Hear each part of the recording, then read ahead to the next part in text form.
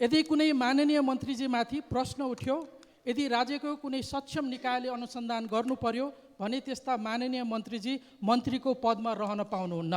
त्यसकारण उहाँले राजीनामा गर्नुपर्छ। यी शब्दहरू मेरा होइनन् सभामुख महोदय, यो त यही सम्मानित सदनमा 2080 चैत 3 गते मङ्गलबारका दिन प्रतिपक्षी दलको नेताको हैसियतले वर्तमान गृहमन्त्रीज्यूले व्यक्त गर्नुभएको नैतिकताको मापदण्ड हो। सभामुख महोदय, आज यहाँ उहाँले कोरेको त्यही लक्ष्मण रेखा, उहाँले स्थापित गरेको त्यही नैतिक धरातलमाथि गम्भीर प्रश्न खडा भएको छ। आज प्रश्न स्वयं गृहमन्त्रीज्यूमाथि उठेको छ कि उहाँले त्यति बेला प्रतिपादन गर्नुभएको सिद्धान्त आज उहाँलाई लागू हुन्छ कि हुँदैन।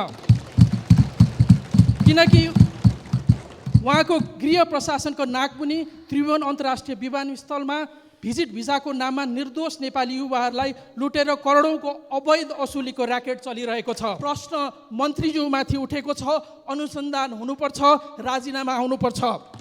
तर हामी राजीनामा मात्रै माग्दै छैनौँ, सङ्गठित ढङ्गले गरिएको यो भ्रष्टाचारको निष्पक्ष अनुसन्धान हुनुपर्छ।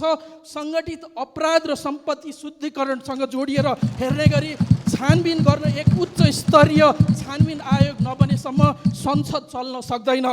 निर्दोष नेपालीहरूमाथिको अत्याचार हामी ठुलो हेरेर बस्न सक्दैनौँ।